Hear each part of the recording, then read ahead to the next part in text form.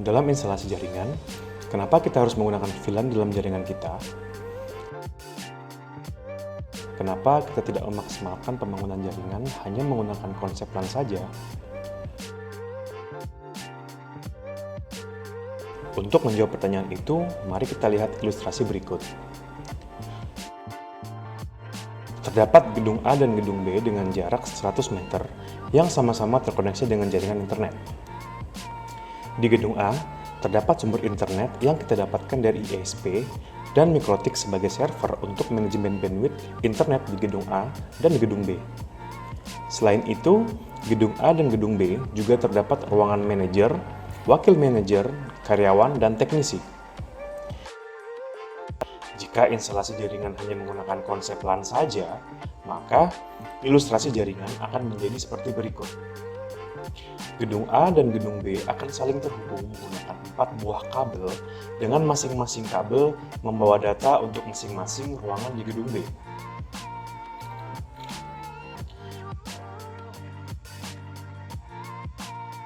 Lebih detail lagi, mari kita jabarkan lewat topologi jaringan. Mikrotik menerima sumber internet di port Ethernet 1, port 2 untuk ke ruang manajer, port 3 untuk ke ruangan wakil manajer, port 4 untuk ke ruangan karyawan, dan port 5 untuk ke ruang teknisi. Dalam instalasi jaringan LAN, kita harus menambahkan switch hub di setiap titik dari masing-masing port Mikrotik yang selanjutnya akan dibagi lagi untuk access point yang ada di gedung A dan di gedung B. Itu artinya, kita harus menarik kabel sebanyak 4 kali 100 meter dari gedung A ke gedung B, yang kemudian di gedung B akan dihubungkan lagi ke access point masing-masing di ruangan.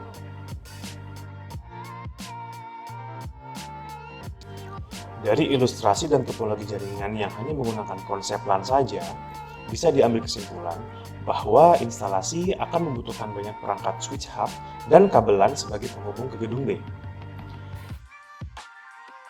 Jika harga switch hub gigabit di marketplace seharga Rp250.000 per satu unit dan kabel LAN Cat 6 per satu roll 305 meter, itu seharga 1,6 juta, maka dari ilustrasi dan topologi instalasi jaringan LAN, total pengeluaran adalah kurang lebih 4,2 juta belum ditambah dengan kebutuhan RJ45 untuk di setiap titik kabel LAN dan Mikrotik sebagai server manajemen bandwidth.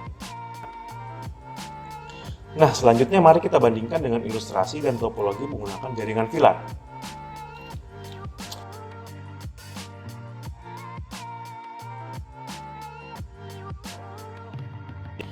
Gedung A dan gedung B akan saling terhubung dan hanya menggunakan satu kabel saja dengan membawa data 4 VLAN yang ada di gedung B.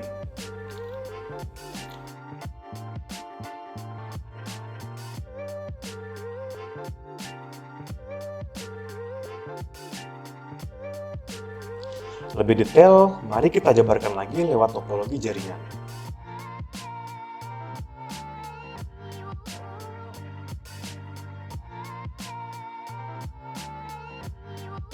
Mikrotik menerima sumber internet di port 1 Ethernet, port 2 akan digunakan sebagai parent dari VLAN dan media jalur komunikasi untuk mengantarkan VLAN ke switch manage.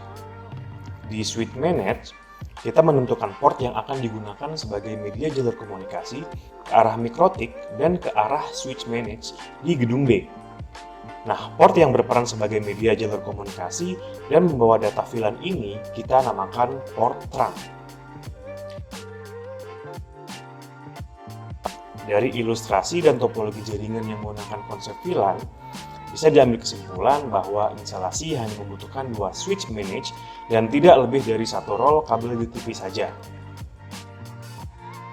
Nah, jika harga switch manage 8 port gigabit di marketplace itu seharga Rp555.000 per satu unit dan switch manage untuk 5 port gigabit itu seharga Rp415.000 dan kabel LAN paket 6 per satu roll itu 1,6 juta, maka dari topologi ini total pengeluaran adalah kurang lebih Rp2.565.000 belum ditambah dengan kebutuhan RJ45 di setiap ujung titik kabel LAN yang secara jumlahnya tentunya lebih sedikit dibandingkan kalau kita menggunakan konsep LAN saja.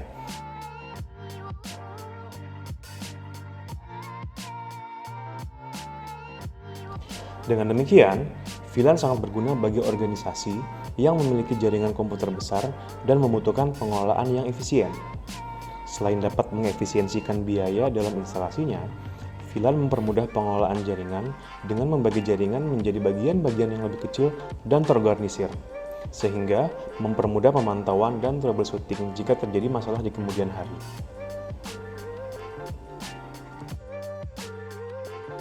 Terima kasih sudah menonton dan semoga video ini bermanfaat buat teman-teman.